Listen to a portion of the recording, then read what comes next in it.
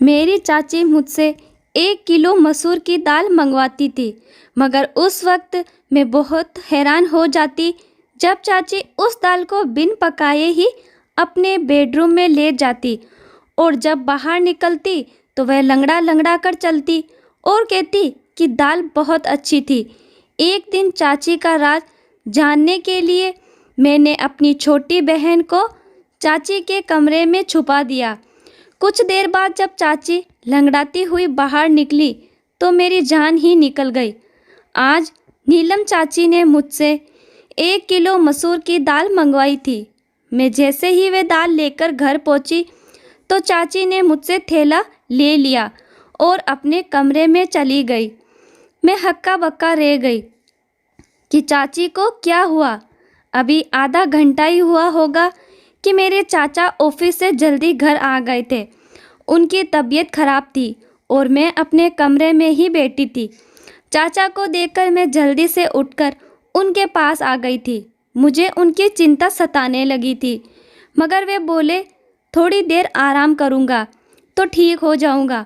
फिर उन्होंने अपने कमरे में जाने के लिए दरवाज़ा खोलने की कोशिश की तो दरवाज़ा अंदर से बंद था। चाचा ने दरवाज़ा ज़ोर ज़ोर से पीटा, मगर कमरे से तो चाची की कोई आवाज़ ही नहीं आ रही थी।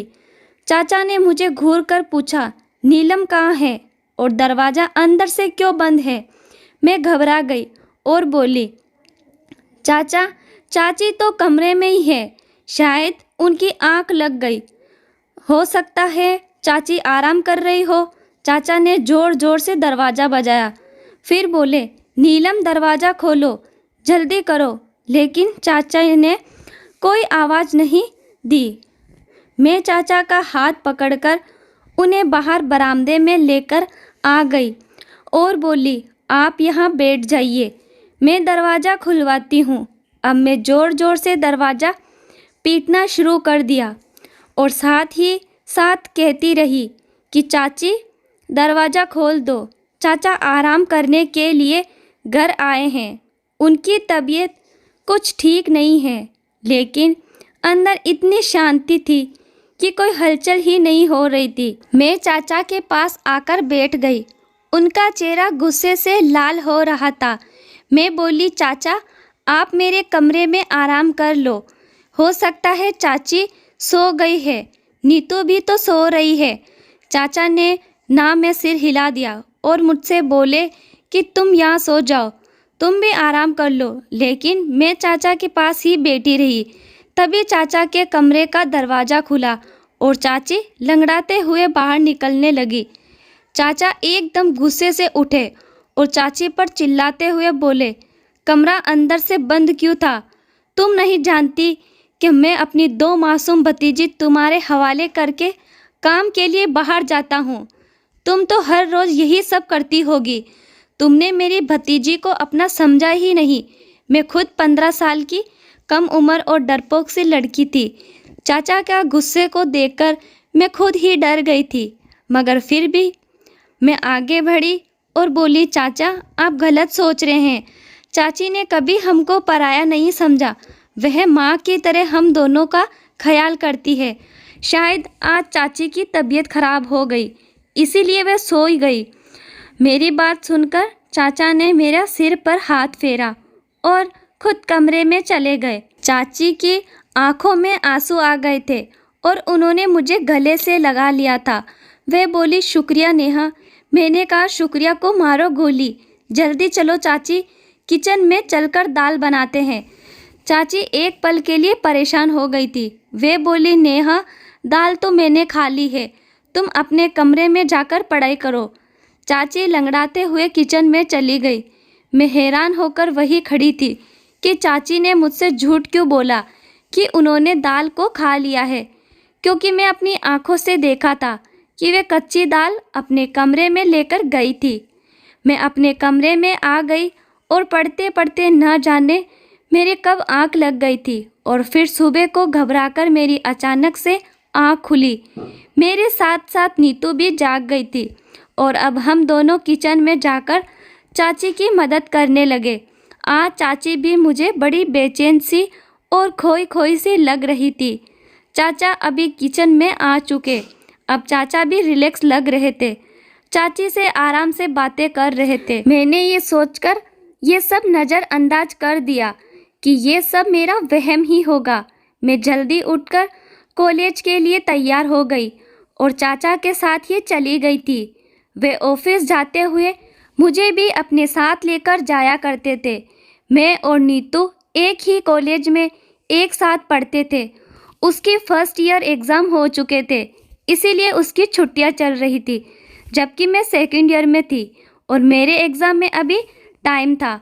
कॉलेज से घर आने के लिए मैं बस में सफ़र करती थी। मैं जैसे ही घर पहुंची तो मुझे लगा ही था जैसे चाची मेरे इंतज़ार में ही बैठी होगी। वे मुझे देखकर फ़ौरन ही कहने लगे कि नेहा, तुम जल्दी से यूनिफॉर्म बदल लो और मुझे 1 किलो मसूर की दाल लाकर दे दो। फिर अपने कमरे से पैसे लेने के लिए चले गए। चाची की लंगड़ाहट भी ख़त्म हो चुकी थी। मैं जल्दी से मुंह हाथ धोकर चाची के पास आ गई थी। मैं नीलम चाची से पैसे लेकर 1 किलो मसूर दाल लेने गई। मैंने कहा, प्लीज़ दाल चावल बना लीजिएगा। मेरी चाची के चेहरे का रंग एक पल के लिए फीका पड़ गया था। फिर उन्होंने हाँ में सिर हिला दिया और दाल अपने कमरे में लेकर चली गई। मुझे एकदम से अजीब सा लगा था कि ऐसा कैसे हो सकता है कि कच्ची दाल अपने कमरे में कौन लेकर जाता है। फिर मैं यही सब सोचती हुई अपने कमरे में आ गई थी और पढ़ने लगी। शाम के वक्त चाचा ऑफिस से आए तो मेरे और नीतू के लिए खाने पीने का सामान लेकर आए थे। चाचा की आवाज़ सुनकर चाची भी अपने कमरे से निकलकर आ गई और वे लंगड़ा कर चल रही थी। मैं हैरान रह गई कि पहले तो चाची के पैर की लंगड़ाहट ख़त्म हो गई थी, अब दोबारा वह क्यों लंगड़ा कर चल रही है। मुझे चाची पर शक हुआ, कहीं चाचा को दिखाने के लिए नाटक तो नहीं करती।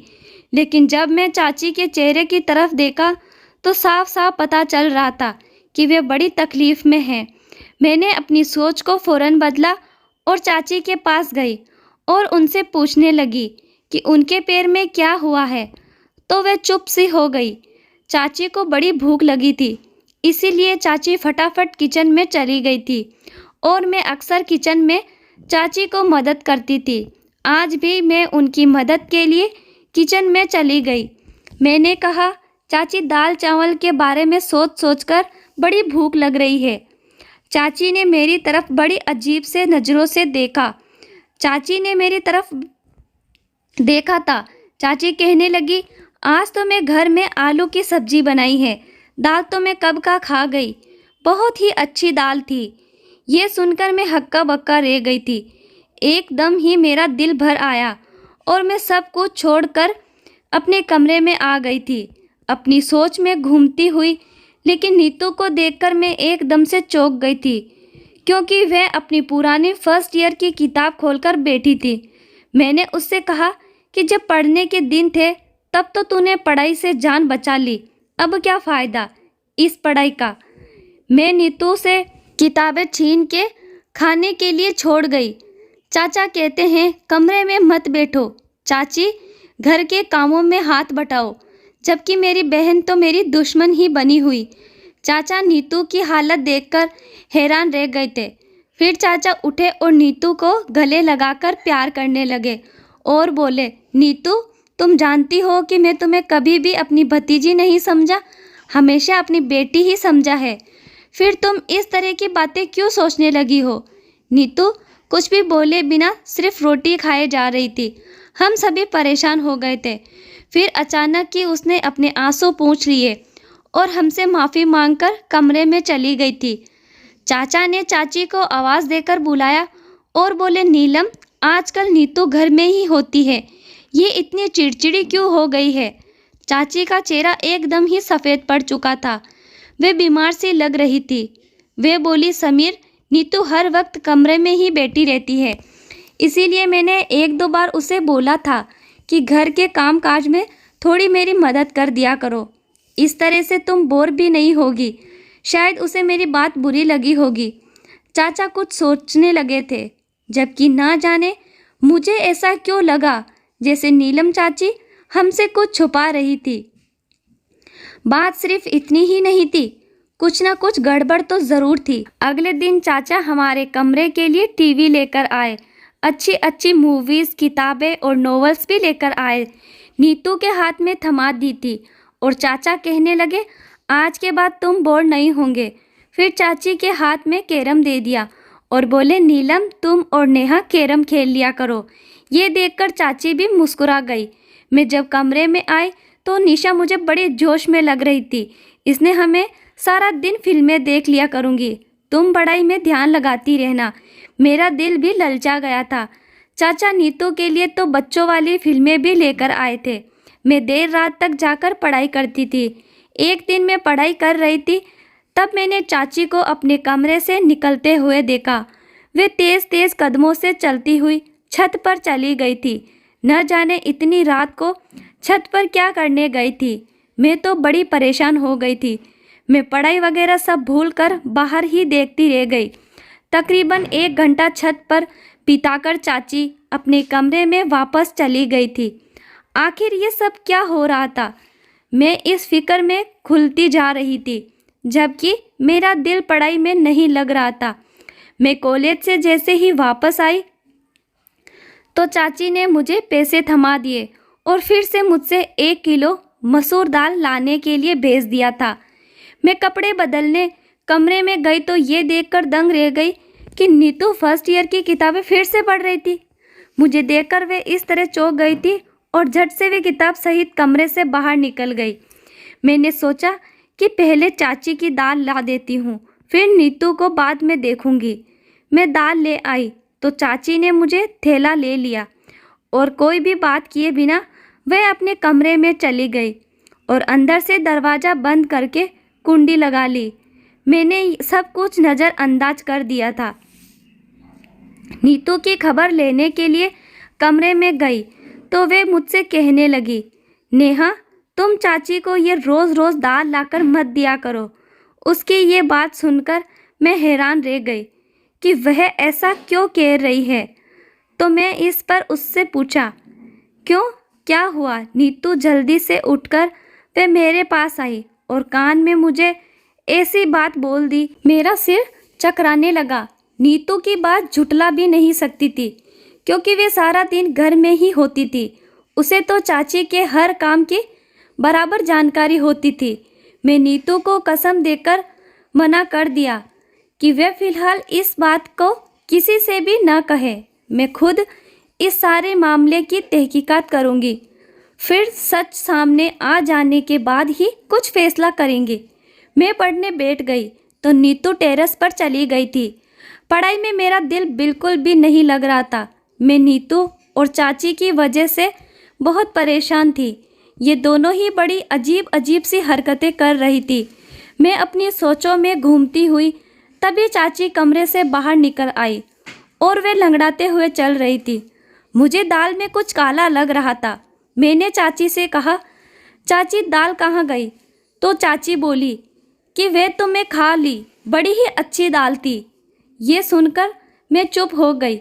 फिर चाची लंगड़ा लंगड़ा कर चलती हुई घर के काम कर रही थी। तब अचानक मुड़कर बोली, नीतू कहाँ है? तो मैंने उन्हें बताया कि वे छत पर गई है। ये सुनकर चाची के चेहरे का रंग अचानक ही उड़ गया था। वे लंगड़ाती हुई छत की तरफ जाने लगी। मैंने सिर्फ झटक दिया और अपनी किताब उठा ली। ये दोनों तो पागल है, मुझे भी पागल कर देगी।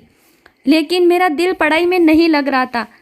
चाची को छत पर गए हुए बहुत देर हो गई। मैं भी उन दोनों के पीछे ही छत पर चली गई। सीढ़ियों पर चढ़ते हुए चाची की आवाज़ आसानी से सुन सकती थी। चाची नीतू को बुरी तरीके से डांट रही थी। नीतू के रोने की आवाज़ भी आ रही थी। मेरा दिल अपनी बहन के लिए टूट सा गया था। मैं जैसे ही छत पर पहुंची तो चाची मुझे देखकर डर गई थी। उन्होंने नीतू को गले से लगा लिया और प्यार से बोली, चलो नहीं बोलेंगे। अपनी चाची के साथ नीतू ने भी अपने आंसू पोंछ दिए थे और ज़बरदस्ती मुस्कुराने की कोशिश कर रहे थे। मैं उन दोनों को हैरत से देख रही थी। मैं नीतू का हाथ पकड़ा और उसे खींचते हुए नीचे लेकर आ गई थी उसे कमरे में लाकर मैंने पूछा, चाची तुम्हें क्यों डांट रही थी? नीतू घबरा गई और बोली, नहीं तो चाची मुझे क्यों डांटेंगे, बल्कि वे तो मुझे बहुत प्यार करते हैं। मैं सोचकर चुप हो गई थी। मैंने कहा, नीतू मुझे तुम्हारी मदद की ज़रूरत है। मैं चाची का राज जानना चाहती हूँ। उस दिन तुमने जो मुझे बात बताई थी वह सिर्फ तुम्हारा वहम नहीं, लेकिन मैं चाहती हूँ कि तुम मुझे असली सबूत लाकर दो। कल जब मैं चाची को दाल लाकर दूंगी तो तुम उनके कमरे में छुपकर देखने की कि वे दाल कैसे खाते हैं और फिर लंगड़ाकर क्यों चलने लगते हैं। मेरी बात सुनकर नीतू एकदम से मुस्कुरा गई। वे बोली, नेहा मैं तुम्हारा साथ दूंगी। अगले दिन कॉलेज से वापस आते समय मैं अपने दिमाग में सारा प्लान फिट करके आई थी। घर पहुंची तो मैंने चाची को मेरा इंतज़ार करते हुए पाया था।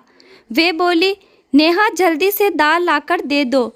मैं हाथ धोने के लिए कमरे में चली गई और नीतू को भी समझा दिया कि जैसे ही चाची को आवाज़ देकर मैं बुला लूँगी तुम उनके कमरे में जाकर छुप जाना। उसने हाँ कह दिया था। मैंने चाची को आवाज़ दी और कहा, चाची दाल मंगवाई हो, थोड़े पैसे और देने पड़ेंगे। चाची मुस्कुरा कर बोली, तो फिर क्या हुआ, मैं अभी लाकर देती हूँ पैसे। इतनी देर में नीतू चाची के कमरे में जाकर छुप गई। मैं दाल के चाची ने खुशी खुशी वे दाल मुझसे ले ली और अपने कमरे में चली गई। बाहर बरामदे में बेचैन होकर चक्कर पे चक्कर काट रही थी। 1 घंटे बाद चाची के कमरे का दरवाज़ा खुला और वे लंगड़ाते हुए कमरे से बाहर आ गए थे। फिर चाची किचन में चले गए। नीतू भी उनके कमरे से बाहर निकल आई। ये देखकर तो मैं दंग रह गई कि नीतू भी आज लंगड़ा कर चल रही थी। मैं नीतू का हाथ पकड़ा और जल्दी से पूछा, नीतू बताओ क्या हुआ, क्या मालूम हुआ? नीतू बड़ी परेशान सी लग रही थी। वे बोली, नेहा मैं तो तुम्हें पहले ही बता दिया था कि चाची हमसे छुपा छुपा कर घर से निकलती है, मगर तुमने मेरी बात का यकीन ही नहीं किया था। वह खिड़की बहुत छोटी है, उससे निकलते वक्त पैर में चोट लग जाती है, इसीलिए चाची लंगड़ा कर चलती है। मैं भी उस खिड़की से निकलकर चाची के पीछे जाना चाहती थी, मगर इस वजह से चोट की वजह मैं वापस आ गई। मैं नीतू को कसम दी कि वे चाचा को इस बारे में कुछ भी ना बताए। वे बोली, पागल मैं हूँ नहीं जो चाचा का घर उजाड़ने को सोचूंगी। मैं नीतू का एक किताब दे दी और बोली कि तुम इसको पढ़ लेना। मैं उसका छोटा सा दिमाग दूसरी तरफ घुमाना चाहती थी, जबकि मैं खुद इस दुविधा में फंस गई कि चाची के बारे में चाचा को कैसे बताऊं या फिर न बताऊं। चाची हमारा साथ तो बहुत अच्छे से रहती है, मगर वे मेरे चाचा के साथ बेवफाई कर रही थी। ये बातें सोचते सोचते मेरी आंख लग गई थी। न जाने कितनी देर में सोती रही। जब चाचा की चीखने चिल्लाने की आवाज़ आई तब मैं घबराकर उठ बैठी। मेरी तो जान ही निकल गई थी। मैं भागती हुई बरामदे में गई तो मैं चाचा, चाची और नीतू को देखा। मुझे लगा नीतू ने चाची की हकीकत चाचा को बता दी थी, तभी तो फ़ोन पर गुस्सा कर रहे थे। मुझे देखकर चाचा गुस्से से बोले, नेहा मैं तो तुम्हें बहुत होशियार समझता था, मगर तुम भी इसको नहीं संभाल पाई। चाचा का इशारा नीतू की तरफ था। मैं जल्दी से आगे बढ़ी और बोली, चाचा क्या हुआ है? चाचा की आंखों में आंसू आ गए थे। नीतू से मुझे ये पता करके बता दो कि छत पर कौन था जो इसे मिलने के लिए आया था। मैं एकदम ही डर गई थी। मैंने ज़ोर ज़ोर से ना में सिर हिला दिया। मैं चाचा से कहने लगी, चाचा हमारी नीतू ऐसा नहीं है, ज़रूर आपको कोई गलतफहमी हुई होगी। चाची भी आगे बढ़कर बोली, समीर आप बिना सबूत इतना गुस्सा ना करें, बच्ची है सुधर जाएगी। चाचा अब चाची को घूर घूर कर देख रहे थे। वे बोले, मैंने शादी के पहले ही तुम्हें बता दिया था कि ये दोनों लड़कियां सिर्फ मेरी भतीजी नहीं बल्कि ये मेरी बेटियां भी है। मैं तो माँ बनाकर उनकी परवरिश करना, इस तरह से पालन पोषण किया है। तुमने इनका। मैं नीतू का हाथ पकड़ा और उसे अपने कमरे में ले गई। मैं नीतू से पूछा, तुम मुझे सब कुछ सच सच बता दो कि आखिर बात क्या है। वे रोते हुए कहने लगी कि चाची की ही हम दोनों उनके पति का घर छोड़कर चली जाए, इसीलिए वे ये सब करके हमें हमारे चाचा की नज़रों में गिराना चाहती है। मैं बोली, तुम फिक्र ना करो, हमारे लिए गड्ढा खोदने वाले खुद ही उसमें गिर जाएंगी। अगले दिन मैं चाचा के साथ कॉलेज जाने लगी तो चाचा बड़े खामोश थे। उनकी आंखों में गुस्सा साफ दिख रहा था। मैंने चाचा से कहा, चाचा आज आप ऑफिस से आधी छुट्टी लेकर मुझे कॉलेज से लेने के लिए आ जाएंगे। मैं एक हकीकत आपके सामने रखना चाहती हूँ। चाचा कुछ कहे बिना चले गए थे, मगर ये उनकी मेहरबानी थी कि वे मुझे लेने के लिए आ गए थे।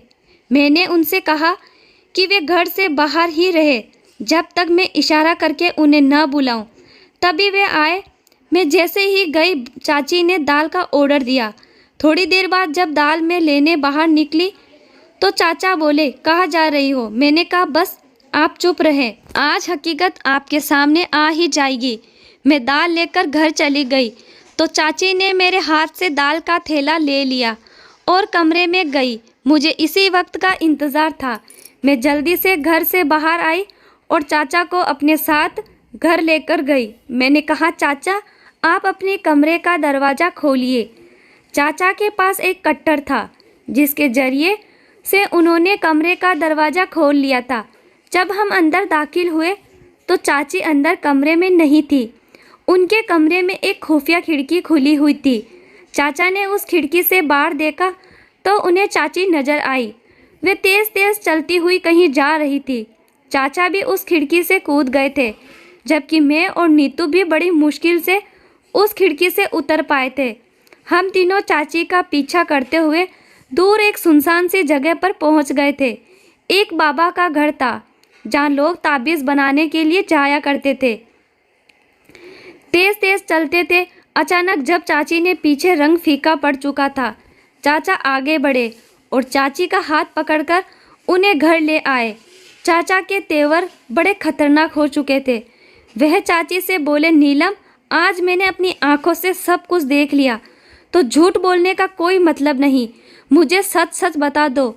चाची बोली, समीर भगवान जानता है मैंने आपकी इन दोनों भतीजी को अपनी बेटियों की तरह समझा है, मगर इनकी वजह से आप मुझ पर शक करते हैं कि मैं इनका ख्याल नहीं रखती।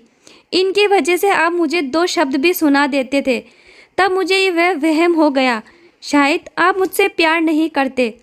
ऐसा भी लगता था कि जैसे आप किसी और से प्यार करते हो और मुझे तलाक देना चाहते हो। मैंने अपनी बड़ी बहन से इसके बारे में बात की तो मुझे बाबा से, जिनका मंत्र बहुत शक्तिशाली है, उससे पति मुट्ठी में कर सकते हैं। आप सबसे छुपाकर उनकी सभा में जाने लगी तो साधु बाबा ने कहा कि पूरे 30 दिन 1 किलो मसूर की दाल पर मंत्र का प्रयोग करना है और वही दाल नहर के किनारे फेंक देनी है। मुझे ये सब करते हुए पूरे 25 दिन हो चुके थे। मैं आप दोनों के जाने के बाद इस मंत्र का पाठ करती थी, जिसकी वजह से नीतू पर ध्यान न रख सकी।